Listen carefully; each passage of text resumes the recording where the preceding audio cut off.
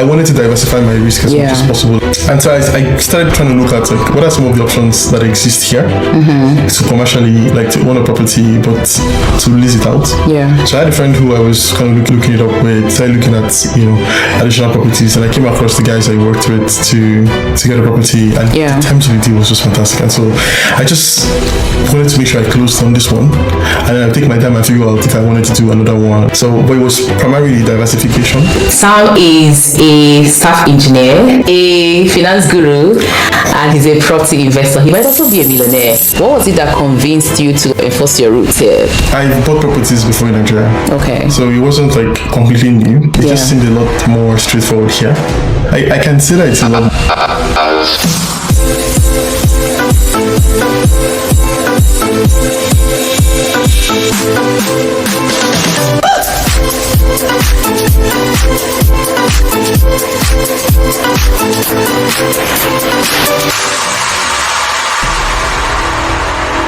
Hi guys, welcome back to another episode. In today's episode, I have someone I know for sure that you want to hear from. So I have Sam on the podcast today. Sam is a staff engineer, he's a finance guru, and he's a property investor. He might also be a millionaire, who knows, we are going to find out later. But welcome to the podcast, Sam. Could you quickly introduce yourself? My name is Samuel. I live in Berlin. I've been here for 6 years now. I'm a German citizen. I started investing a long time ago, more than a decade now. And I run a small community here that handles finance and investing in Germany. Amazing. So if I remember, you recently became a German citizen. Yes. Congratulations, first of all. Thank you. Now, could you tell us what really made you take the plunge on becoming a second citizen? I think the mobility was extremely important for me because I was fine initially with a permanent residence. Okay. But then traveling out of Europe becomes a bit of a challenge because then you have to apply for visas and stuff. And so I was initially very hesitant to go the route of citizenship, but my wife was very insistent. She thinks that it makes more sense. It doesn't cost me anything extra to just go through the process and get it done. And so we did. So we did the German exams, we did the citizenship exams, we applied, and we got the citizenship. So the mobility was very, very important for me, and also the fact that it kind of opens additional doors when you try to submit an application for something and indicate you're German. It gives your application some kind of reputation. I believe so too. But how was the process generally? Was it hard? I think in Germany it was a bit tricky because normally it should take 90 days, within 90 days. I've seen people who have had 2 weeks, 3 weeks applications, but ours was the standard 3 months. Okay, so you got it with your wife at the same time. Oh, that's interesting. Yes, and so it's not complicated. You do the citizenship test. It's just these 33 questions they ask you just to test your knowledge of the political situation in Germany, the party in power, who the chancellor is, a bit of Germany. There's a standard set of 330 questions that you can practice. And then they pick a random 33 sets you do. It's kind of annoying because I would expect it to be like the driver's license one, where you can, the theory exam where you can already see your result at the end of the instantly. But this one you had to wait for 3 weeks. Is it computer based? Oh no, it's paper based. I see. Paper and you write your address. If you make a mistake in the address, you might not get your Talk about the German bureaucracy. Oh Jesus. It's funny because I think they are so hooked on the paper-based system. They've optimized it like crazy. And so it kind of makes sense that there is a lot of reluctance to try something new that is not tested for very long. But it took some time to get the Einbürgerungs results and also the language result as well. But overall, everything took 3 months from submission. Okay. Interesting. So for how long did you live in Germany or in Berlin before applying for this citizenship? I moved to Berlin in January 2019. Okay. And so officially 5 years last year. Oh, I see. I didn't have my B1 exam. I didn't have the citizenship exam. So I had to do that at the end of last year. Okay. And then at the beginning of this year, once the result had come out, I then made able to apply. The application. That makes sense. So now that you're a dual citizen, a citizen of Nigeria and Germany now, Nigerian by race and now German by passport. Do you have any mixed feeling? Like, what was the feeling like when you got your passport? Was it like a mixed feeling? Was it like excitement or, you know? I think the feeling I can describe is relief. It's relief. Yeah. Okay. I've tried to set up accounts on very interesting platforms. Okay. And you just get bounced because you're Nigerian. Yeah. A simple example is interactive brokers. Yes. As a Nigerian, you cannot create an account on interactive brokers if you have a Nigerian passport or any affiliation with Nigeria whatsoever. Yes. Yeah. But I've seen someone who applied with particularly Nigeria So Nigeria is flagged on a list of some other countries. What did we do? Yahoo. I have no idea, to be honest. I think it's because of the financial crimes risk. Yeah. So if you're living in Germany, you have operations in Nigeria, it's a problem for them. Yes, so I see. And I've not closed my Nigerian account because I still have to do remittance to family in Nigeria. So they kept rejecting my application and they're like, why are you born in Nigeria? Yes. Why do you live in Nigeria? Why do you still have stuff? So things like that are very, they get very annoying. When you're someone who is legitimately living in Germany, you earn relatively well. There's nothing wrong with your profile, just the attachment to Nigeria. So generally, just felt like a sense of relief. I see. To be able to, be globally mobile. Yes. Without having to worry about second-class treatment. True. But now that you have your 2 citizenships, does it in any way make it feel more like home now, living in Berlin? I think your neighbors will have no idea that you're a German citizen, right? Yes. You don't get like a German citizenship ring or a new necklace or something. So nobody knows. Yes. So the treatment is pretty much the same, unless you're doing some kind of business activity, or like for example at work you usually have to turn in your residence permit and stuff like that. But now you can just give your German ID, so that's really fine. And then your German ID is your normal ID. Yes. Yeah. Right. So that's more than enough. But generally, in terms of how people treat you, I think that changes more when you speak German. When you speak German, there is a bit more reception from everyone you interact with. Yeah, that's interesting. I'm so proud of you. Thank you. Course, that's the goal. Luckily for us, Nigeria allows dual citizenship. So why not? It's something that I'm looking up to. Yes. But yeah, Sam, you are a staff engineer. That's quite a height.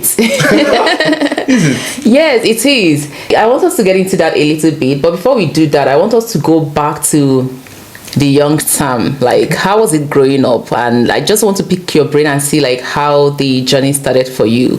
How was it growing up? And have you always been this brilliant kid, even as a child? Well, this thing that they say that everyone was the first in their class when they were right? That's the thing. So you're claiming it too? Well, in my own case, it was a bit complicated. Okay. My performance in school was never really appreciated. Yeah. Okay. And so I only get called out when I don't top the class. If I get second for whatever reason, even if the percentage is the same between the previous term and the next term. Yeah. That's when my dad says something. But then every time I carry first, it just became a normal thing. Yeah. But that was primary school. Secondary school, I just stopped carrying. And it became more pursuing my interests. Yeah. I really liked physics. I really liked biology. Chemistry, I didn't have a very good teacher. So that one I had to put a lot more effort. Yeah. But I wouldn't classify myself as outstanding per se because I did meet people that would fit that bracket. I'm not autistic, so in a sense I'm not I would not really classify myself. Well, have you always been curious? For sure. This is sometimes it's a problem, and sometimes it has its advantages as well. When you ask too many questions, people after a while they get frustrated. Yes. But now that we have a lot more answer engines, you can find answers yourself. Yeah, so I think I've stopped being as annoying as I used to be. I like to ask why. Okay. But I think I've always been relatively curious, but I do have a lot of intensity as well. Okay. So when I'm interested in something, I go really deep. Yeah. I can spend hours. I remember in COVID, my wife was very, she was surprised because she thought why am I so passionate about all of this finance things? Yes. That was where the journey started? In COVID was when I had time. Okay. So I just went all the way in, did a lot of reading and stuff. But when I was a lot younger, for example, in 2008, I remember one time my mom came back because my mom used to sell some stuff in the market. Yeah. And I had a candle I was using to read a C# book. Yeah. And she wondered if I was C# book? Yeah. In secondary school? No, I just got into the university. Okay, I see. Yeah. Wow. And so it was Professional C# 2008. This is WROC's publication. And my mom was wondering if I was preparing for an exam. Yeah. But I wasn't. I was really curious. Like, I was like, I need to get this thing. I didn't have a computer, but I just needed to understand object-oriented programming and stuff like that. And so my curiosity kind of got the best of me. So and then, you know, most of the things in my life has always been like that. Like pursue my interests, see where it leads, and that's how I am. Interesting. So what did you eventually study in the university? Well, for the university, I wanted to study robotics, but I didn't have that option in Nigeria, right? And schooling abroad was not even on the table. It was not something I was even familiar with. It was not a concept that was within my my frame of reference. So the closest thing I could do to robotics was electrical electronics. Oh, okay. And that's what I studied in university. Interesting. I studied electronic, so they are quite similar. Yeah. So like now you're mentioning robotics and you're mentioning like reading some programming books. Like where did the interest actually start from? What sparked the interest? How did you come in contact with this knowledge or awareness of this like programming concepts? To be honest, it was TV. TV? Yeah, it was mostly TV and some of the books I used to read when I was a lot younger. I used to read a lot of novels and stuff when I was a child.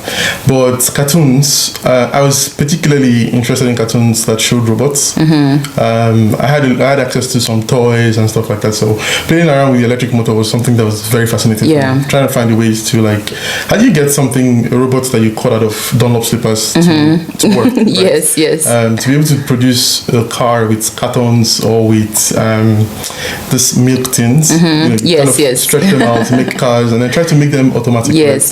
So I really tried to reproduce some of the toys that I used to have, but that's where my interest started from. When I watched cartoons and they were talking about robots like Voltron and those types of things were very interesting to me. And then I liked all this spy shows, CIA specific stuff where people are doing stuff on the computer. I don't know, it just called out to my spirit somehow.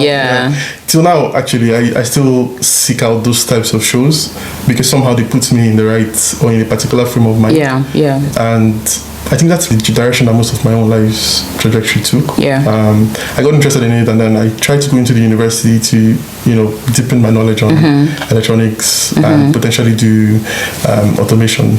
But then, there's just this well of disappointment that you get to pull from the university. It was completely different. And then you're learning about diodes, transistors and stuff like that. Things that you don't know when you would ever get to apply them. Yeah, and so most times they were very theoretical, but then towards the end of the university days, they started mandating a bit more practical. And it was kind of tricky for me because then how do I go from all the theory and all the resistance symbols that you sketch to really lighting up an LCD screen, stuff like that. So it was just too much of a jump for me. I just focused on programming because it just felt like that one I could easily control. But sourcing materials and trying to connect them on a breadboard to make them work it was just too much for me. So you are more of a brainy. Well, I have people that that I would put in that bracket. But I was just curious.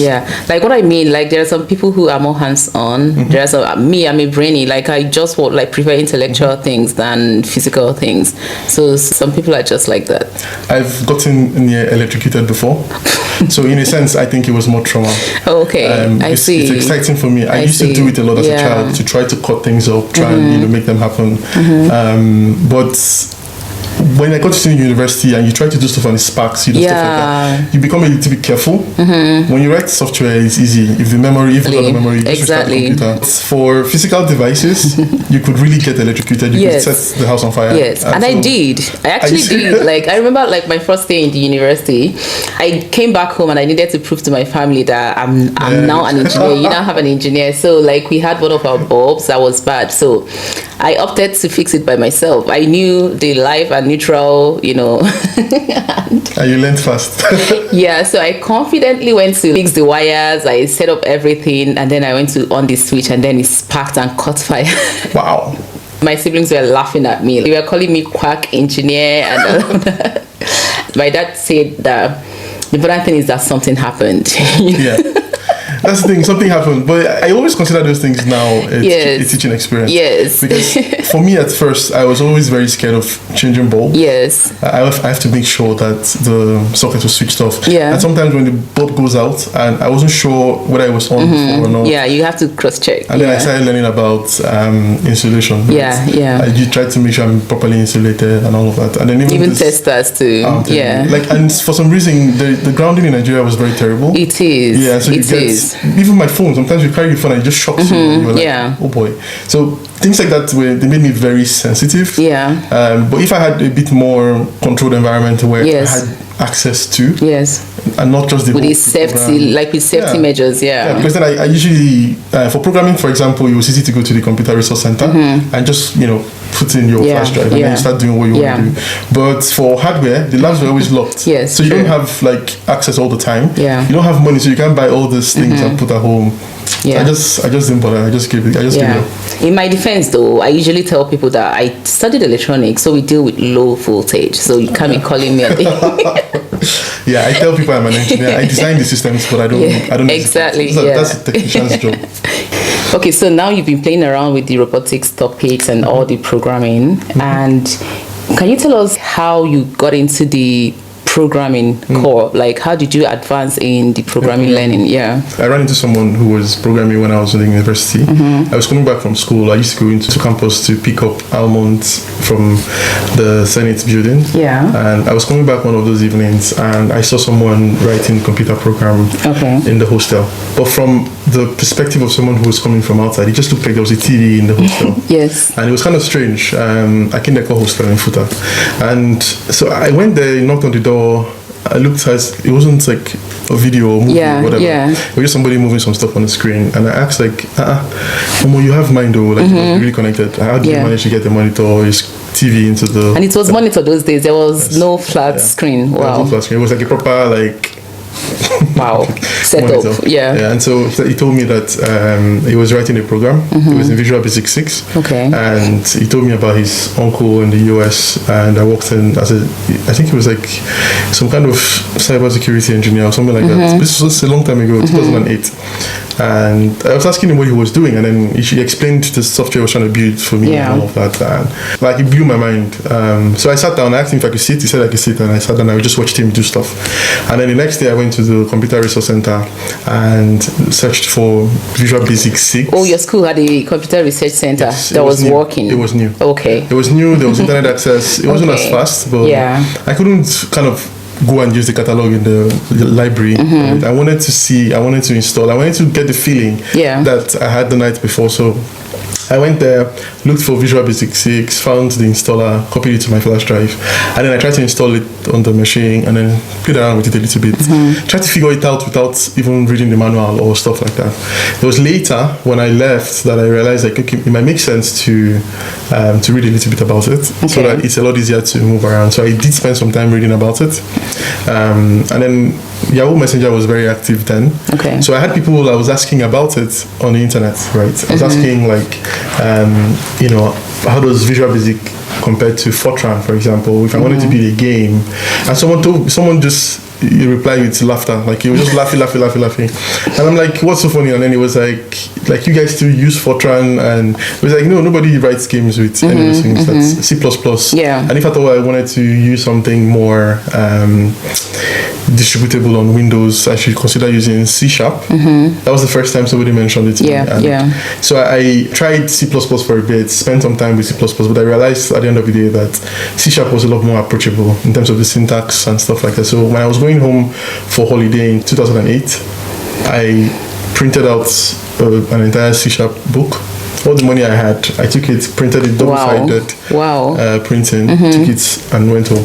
And then I spent all of that holiday. So your programming started manually, like you were doing manual programming? For sure. I was writing it by hand. Oh, wow. Yeah. So syntax, I think it's one of the things that I find to be an advantage now. My ability to spot things early, because I spent a lot of time just manually doing a lot of stuff. So, and then I got thrown into the wild much later. The first money I made programming was in 2010. There was someone in Abu Dhabi who reached out to a friend of mine that they wanted to build some kind of application like that. Okay. I was very happy to do it though. So I did it, we were chatting on Facebook, on a Facebook Messenger group, and he told me he was going to send, I can't remember how many $100 he sent. Oh. Yeah, and so it was Western Union. I was pretty sure it was fraud. Like I was 100% sure it was fraud. Until I went there and I cashed the money. I didn't believe it. Wow. So I did it. How much was this money at that time? Oh, I think it felt like a lot of money for me at the time. Because I think when I went and they gave me, I think it was like almost like 50 or 60K that I got out of it. This was in 2010. That was a lot of money. Yeah, and so I sent some money home, I was so happy, right?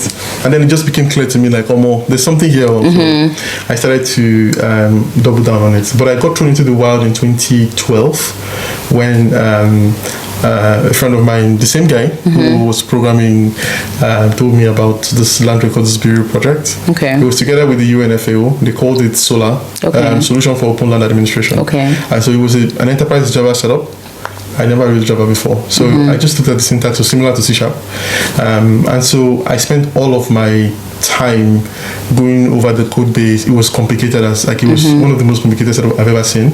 Which level were you at in the university at this point? 2012 was my final year. Okay. And so I was preparing to, do the whole project thing, but I didn't have time. So I was really taken aback by the complexity of this project. Like, how do you become so sophisticated to be able to model something like this? Enterprise Java Beans was the first time I was seeing stuff like that, packaging, WAR files, deploying them on Glassfish application server, Postgres databases. I was using all these things for the first time, so I was taking up all of my time. I was excited by the, by the challenge. Yeah. But then it was a very well-paying job. We worked 4 days. I think it was like 2 days a week, Thursday and Fridays. So it was like 8 days a month, and they paid us 80,000. Wow. In 2012 naira, then it was a lot of money. So I mean, working 2 days in a week and being paid 80,000 in 2010 was a lot of money. It was for me. It blew my mind because I'm someone who's hustling. I didn't even have a computer. It was that bad. Yeah. So I called my mom, told her, like, when the amount hit my account for the first time, I didn't believe it because it was the first time I was having so much money, and I'm like, wow, just 8 days in a month, just like 10K a day. And so that's where my own journey started from. I got into all of that complexity. Learn how to debug the system when it doesn't work, understand how the system was designed in the first place, and how to deploy it on a new system. And then there was very extensive documentation that they produced for it. So that's how I caught my tooth on programming. And then I just went on, and then I think it was in 2016 that I decided I was going to do the whole JavaScript switch. Yes. Because from my perspective, it seemed like this thing is becoming ubiquitous. You can write it on the front end and on the back end. I think it makes the most sense to double down. So I left. Was it at the time Node.js came out? Yeah, Node.js was relatively still young. Yeah. But it had a lot of adoption already. So it had been out. And also because you must use it for web, Yes. And so I decided to join an outfit because I felt like between 2012 and 2016, I was just consulting. It was more like residual knowledge, and everything else I met based on the system I was working on at the time. I wanted to try something new.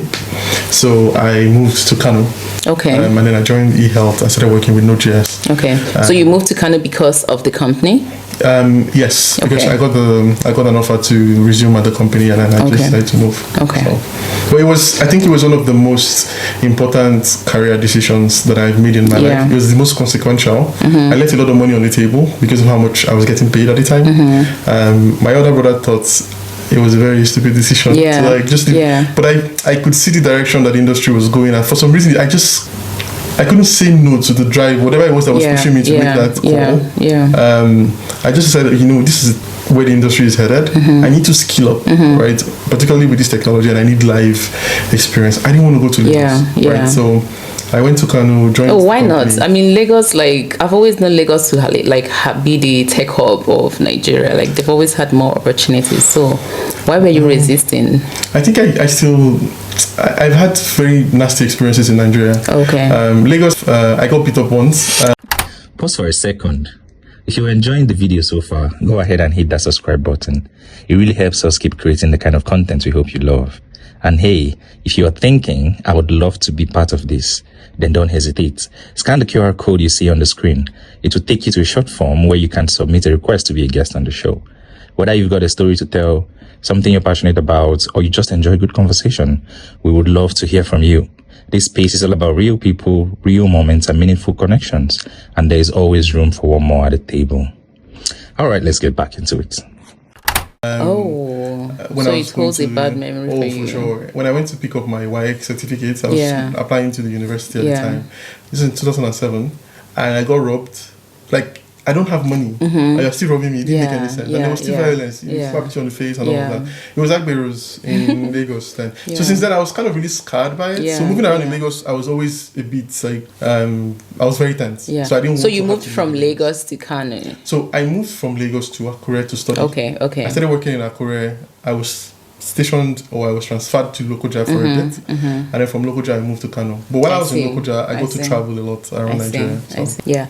So what made you travel around Nigeria a lot? It was mostly the nature of the project that I was on. Okay. The project that you now had to leave to start JavaScript. Yes. Okay. So the idea was to regularize land titles in Nigeria, right? So when you buy a piece of land, how you get the certificate of ownership, occupancy rather. Yeah. We were trying to digitize it. Okay. There was a lot of investors who were trying to get into Nigeria at the time. Okay. Nigeria had a lot of promise for some reason. I think it was because of Obasanjo. Yes. And so Cargill wanted to invest $100 million in Nigeria, so they wanted to buy a lot of land. But the thing is, there were no land titles. Right, people just knew they owned land, but they don't know to what extent and stuff. So we wanted to systemize everything. So the UNFAO had a program already for stuff like that, and so they got the funding from the UK Aid, they call it DFID, and also some funding from Cargill. And then we had all these project managers we had to work with in Nigeria. So I started in Akure, and then I was transferred to Lokoja. I was traveling a lot to Calabar to do some trainings, and then I was going to Kano. And then I went to Jigawa. I went to Kaduna. I was in Niger State. You've been everywhere. I how many states in Nigeria have you traveled around? I think in total, I eventually touched around 30 states in Nigeria. 30? Yeah, so both from traveling from work and also like passing through. Like, for example, Niger State was passed through because there was supposed to be something that was going to start there, but it never eventually took off and stuff like that. Then there was, Bauchi, all these other different states. Yeah. But my major hubs were usually Abuja, Cross River, Akwa Ibom, Uyo. Okay, yeah. Lokoja, Kano, and Kaduna were my major, the areas I traveled around. But that was the core idea. It was go there, set up a new system for them, organize the trainings, right, and then supervise the issuance of certificates, the ceremonies, and get them to do it themselves over time. Yeah. So, but it was quite experience. Yeah. That's interesting. Like, you've really traveled quite a lot. I thought I was a traveler. I've been to maybe 19 states in Nigeria. So would you say the constant travel was also one of the reasons you felt like, okay, this was not stable? Because there are some times that you have a job that might be paying so well, but you feel like if you keep staying in this role, other people around you might outgrow you because you've seen the direction of the industry. Like, you might be doing well in the moment, but you already look into the future and you feel like if these projects end, there might be nothing for me. Was that kind of drive? Well, I think that played a very important part. But also there was a feeling that I had, as though I had peaked in a sense. Okay. Right? That intuition that you just can't. Yeah. Okay. I just feel like I'd gotten to the peak of what I could do here. Yeah. I've mastered this tech stack. I've deployed it so many times. I've trained so many people and all of that. But there was nothing else. I see. And so for me, I wanted to learn something new, but there was no way to figure out what was worth learning. I see. And so I decided to go on. I went online. I was looking at all kinds of stuff. But Node.js particularly caught my interest. Just the versatility of it. The fact that you could write JavaScript both on the front end and on the back end. I started looking at it and I'm like, where do I get to practice this? Where do I do this? But the underlying driver was that dissatisfaction that I felt like I had peaked and I just wanted to try something new. Quite a journey. I'm very sure that somebody out there already is grabbing a lot of insights from your journey. Let's progress a little bit to becoming a homeowner in Germany. So you recently acquired a property in Germany here. What was it that convinced you to kind of enforce your roots here by taking this big step? Yeah. So I've bought properties before in Nigeria. Okay. So it wasn't completely new. It just seemed a lot more straightforward here. I can say that it's a lot more secure here. But in 2020, following the whole COVID pandemic and all of that, and then 2021, it was possible that I could have seen the kind of panic that Yeah. COVID would have brought. And then the whole rapacious behaviors that we saw in 2021, where everything was just exorbitantly priced. Everything was just rallying and all of that. But then I just had this discomfort with so much exposure Yeah. to all of that volatility, in a sense. And then when the market now crashed in 2022, February particularly, when the Russia-Ukraine war started. Yes. And this was just by the fact that the Federal Reserve in the US had been gradually increasing interest rates because of the rampant inflation. It was the Russia-Ukraine thing that really kind of like stood out to me, that, okay, everything that you feel like you know and everything you feel like you have, it could just go up in smoke. I wanted to diversify my risk as much as possible, and I started to think about it a lot more. Yeah. And so I started trying to look at, like, what are some of the options that exist here to commercially, like, to own a property, but to lease it out. Yeah. So I had a friend who I was kind of looking it up with 2022, and then early 2023. I started looking at, additional properties, and I came across the guys I worked with to get a property, and the terms of the deal was just fantastic. And so I just wanted to make sure I closed on this one, and then I'd take my time and figure out if I wanted to do another one and another one and stuff like that. So, but it was primarily diversification. Okay. And just some additional way of generating cash down the road. Okay. In a sense. Yeah. That was the driver for me. Okay, that's interesting. So now, as a non-native, buying a property in Germany, on a scale of 1 to the German bureaucracy, like, how intense was the whole, like, investing in a property, from hunting to, like, making the first initial deposit and getting the mortgage as well? I think let me even do a small plug for a small shout out to Google Translate. Okay. That is what has been saving us. Yeah, so Google Translate made life extremely easy for me in 2022, 2023. Sometimes I wonder how life would have been without Google Translate. Oh my God, I probably would have moved to the UK or Canada. Yes. Because when you go on German websites to look for information and everything is in German, it was just quite discouraging. Yeah. And so I had two options: either to pick up the language or find a different way to navigate it. Yeah. I did explore options in the UK market to invest as a foreign investor, someone who lives in Germany, investing in UK, because then I could read the rules. Yes, right? yes. When because Germany, it's very important to also like understand what you're signing. Exactly. I didn't go ahead with the UK one because there was this additional tax they levy on foreigners, non-residents who are investing in the UK. So I gave up because I'm like, it was going to affect my return on investment, and I didn't want to get into that. So I said I'll figure out a different way, either to set up a UK company and then acquire the properties under a UK company to avoid that, or find a different way around it. But I haven't gotten into that part. But it was a bit challenging because you see all kinds of information on the internet about how to do it in Germany. Everyone is trying to get you to do tax advantage kind of investing and stuff like that. But it's not as straightforward as a lot of people, as the way they make it seem. The real cost for buying a property comes down to how much you pay per square meter. Yeah. Right. For a lot of people, they look at the total sum. You're like, oh, the house is listed for 150,000. It's cheap. Is it really? Because then you look at the energy efficiency, you look at the location of the property, what floor is it on, how old is the house, how much are you paying for house girl, a lot of factors like that. So to be able to see all of those things that are important, in a language you understand, it's a bit tricky in Germany. So, but Google Translate made it a lot easy. So I started reading a lot of stuff.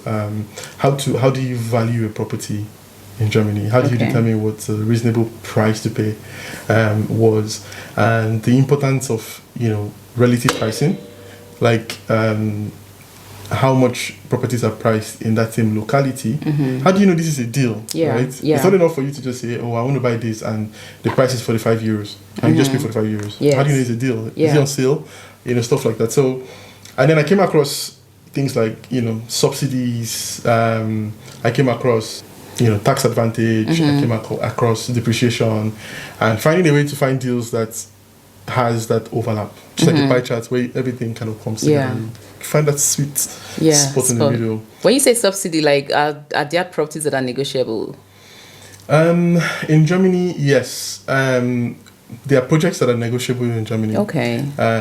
Depending on the situation. Like, for example, if you get a property that someone is building from scratch and they are a bit cash strapped, okay, you can price I however which way see. you want. I Or see. if you have a desperate seller, you can ask for how much you want. I see. They would have to move I ground see. at some I point. see. So you can negotiate and say, oh, I'll pay you the price, but if you throw in a kitchen, then I'll still pay the same price. Yes, Stuff okay. like that. So you can make negotiations. I see. So there's no obligation to pay whatever is listed. Yes. You can always push. Okay. When you let them realize that you're not in a hurry, you're not desperate, you can wait them out. If the market is a bit tight, you have a lot of Advantage, yeah. It's always like that. I'm learning for when I get ready, because it's something that I'm definitely like thinking about. It's something I'm interested in.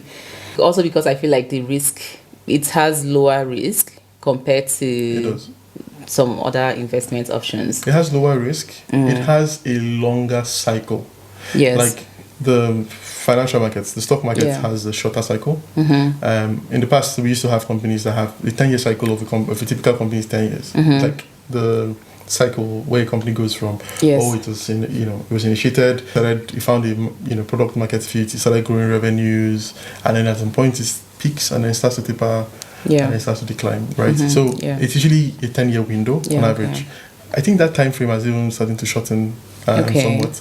So, but for I'll pay real more estate- attention when I'm researching stocks next time. Yeah, that's the thing. So you want Yeah. so for stocks, you usually want to look for companies that are either doing something completely new Okay. or that have gone through multiple cycles. Yeah, right? okay. But in real estate, the cycles are longer, right? Yeah. There is before we had the financial crisis in 2008, right? The previous issue was like more than 20 years Yeah. prior. Like there's always like this long cycle where things go into a bubble, the prices crash, and then it starts to accelerate again, and then it crashes. It's just a very long Goes cycle. round and round, yeah. And so most times you want to keep a lot of liquidity for those types of opportunities. They take time, but they always come. Yeah, Always. yeah. And so real estate is somewhat stable.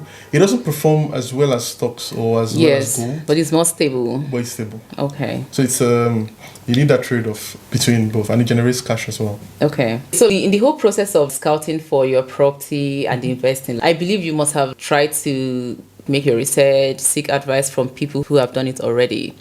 Was there any advice that maybe like people gave you that you wish they never gave you? Or sometimes too much information can also be a problem, you Yes. know. So was there anything like that? Maybe like both ways. Either something somebody told you that they shouldn't have told you, or something you wish that somebody told you. Well, I kind of wish that someone had told me as far back as 2020 that I could actually get a property on a blue card. Yeah. I didn't know that. Yeah. When I moved to Copenhagen, then there was a lot of new construction. Okay. The area was, I think the word I would use was fertile. Oh, And yeah. as someone who had done property investing before in Nigeria, I am able to see it. I can tell there's potential here. Yes, yes. And the way the Copenhagen is laid out, you could already see the different things that could drive a lot of interest. Yeah. And so I wanted to buy a property, but I didn't know that I could. Because when you tell someone you have a blue card and they're like, I know, you need at least more permanent residence. But then there were people who had blue cards and got Exactly. properties. But I didn't know, so it was bad advice. Oh, I see. For me that I got at the time. I kind of wish it kind of solves both cases. Yes, yes. I wish someone had told me. Yes. And where they give you bad advice. I see. I see. So until I got the PR in 2023 was when I became a lot more like, you know what, now that I have the PR, let's Invested go. in the Yeah, and that's when I actually got the property that I Oh, did. I see. 'Cause I could have gotten the property sooner, Absolutely. but I just was waiting on the PR.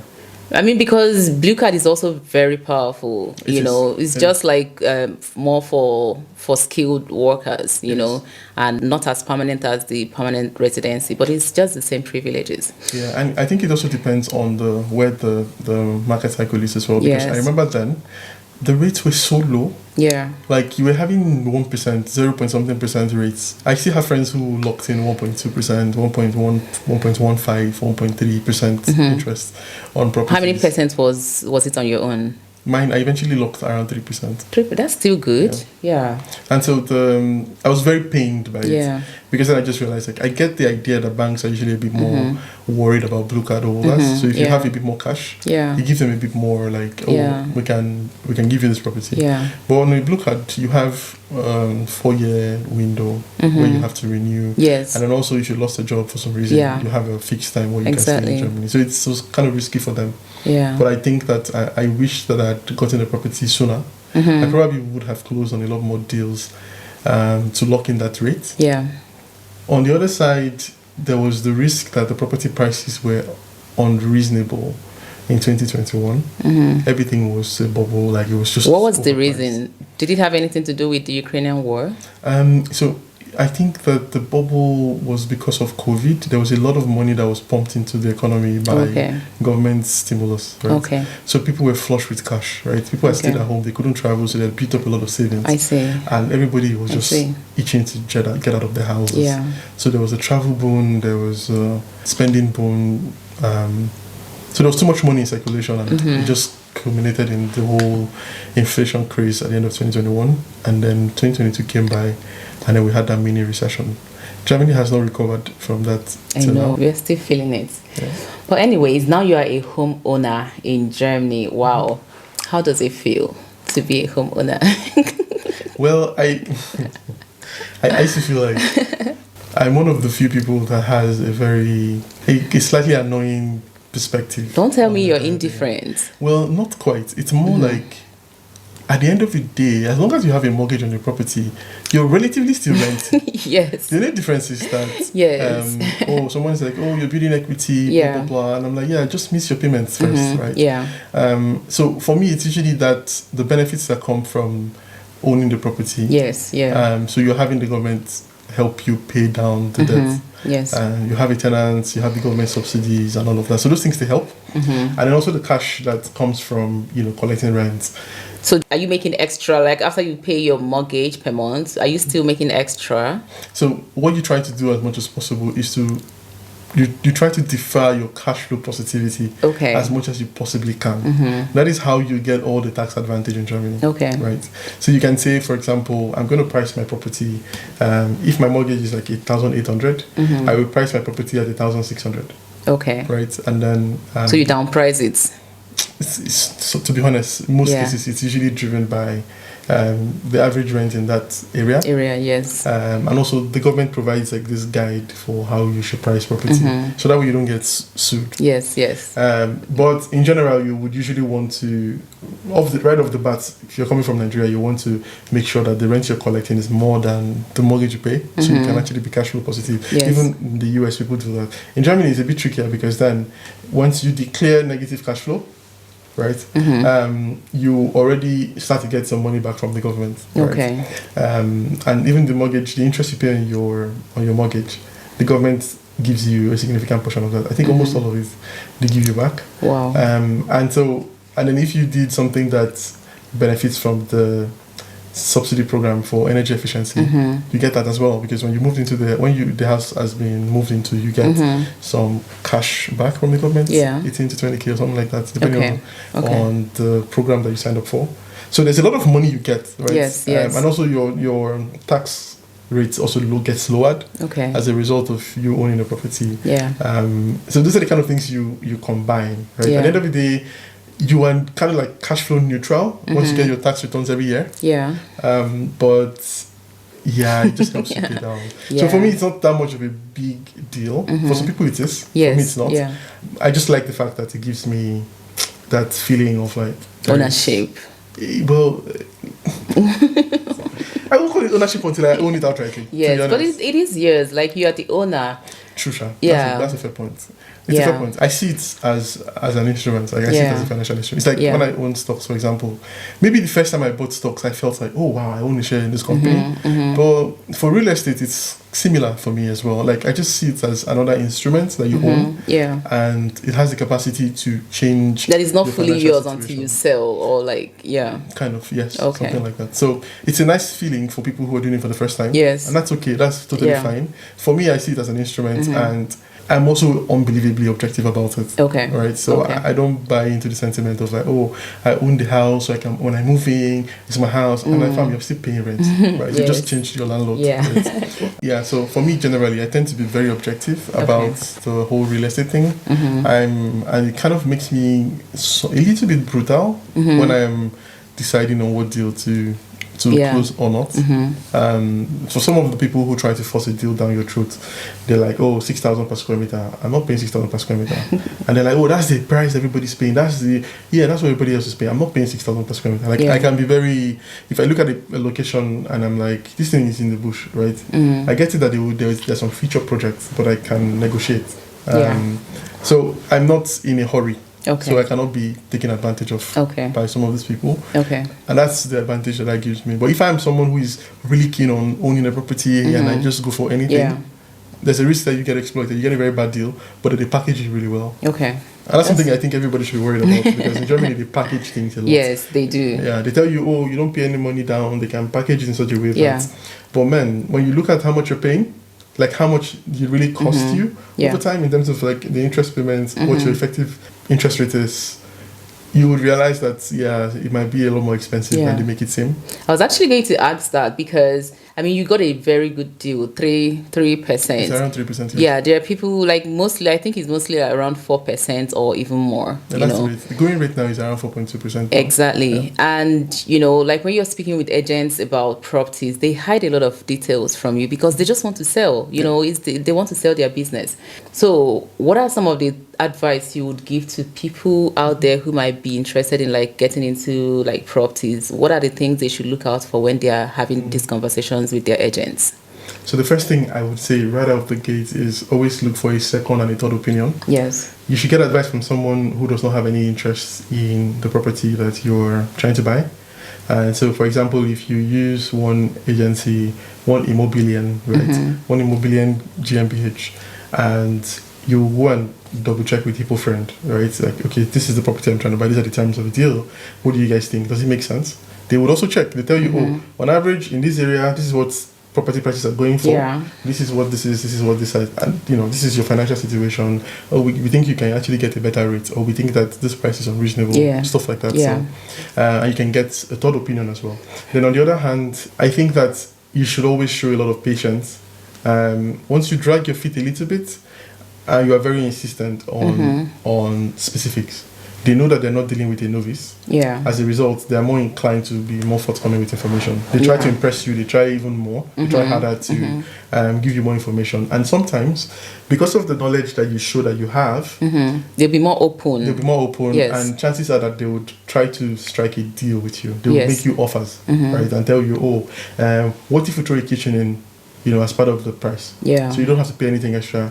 We'll just throw an extra kitchen that costs maybe 10K. Stuff like that. You can get those types of things. But the first and the most important thing is always get a second and potentially a third opinion as well. Try as much as you can to look at the deal, like the terms of the deal. If you're getting a house, if it's an existing house already, the energy efficiency is extremely important. Because that usually determines how much in house guild you pay. I have someone who reached out to me and was telling me that, Sam, I'm seeing house girls of up to 200 euros or 300 euros. And I'm like, it's an old house, right? Yes, it's an old house. And so you want to be sensitive to those things. You want to buy a house that has advantages, not disadvantages.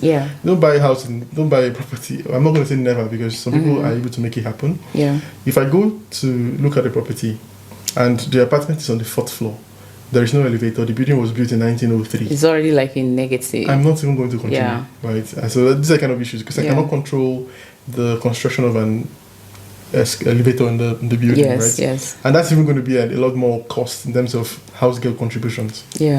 And older houses, they come with all kinds of problems. You have creaky floors. You have walls that crack. All kinds of issues that come with old houses. So as much as you can, try to get something more modern. It gives you so much advantages. You pay less in house guild because then there's a lot less maintenance you do in the initial years. So you can put a lot of money aside over time, and then that money becomes useful 5 years, 10 years down the line. And then also you have the advantage that in 10 years, the property would have appreciated in value, and it's still relatively new. So when you put it on the market, you're likely going to get a sells very fast, good. yeah. It sells a lot faster. So these days, I tell people, like, I'm sorry, if I'm buying a property now, it has to be built within the last 5 years. If it's not built in the last 5 years, I'm not interested. You're so on point, because sometimes you can see an old building and a new building in the same area, and the price difference is just too much. And if you're a novice, you can easily just jump on the old house without like considering the energy efficiency and so many other things, and also these things affect how you can sell property. Because you can buy a property, and the idea of buying a property is maybe like either to live in it or to sell later. And depending on the economy or the situation of the economy, you might not be able to just sell immediately. And these are some of the things that contributes to that. Mind you, if you buy a new house in 10 years, you can't even call it a new house anymore. Exactly. Imagine if you had bought an old house, which now you'll be paying for like 10, 30 years. You might not be able to sell. Your paint would have started pulling out. You have had a lot of cracks you have to fix. You have water leakages because the pipe systems have gotten old. You have heating leakages. At a point, you have to change the windows. You have to change it. So it's like it's a lot. You are deferring the cost that you're going to incur by buying the property, the old house today. Right? Unless you plan to completely renovate. I will just not touch it at all.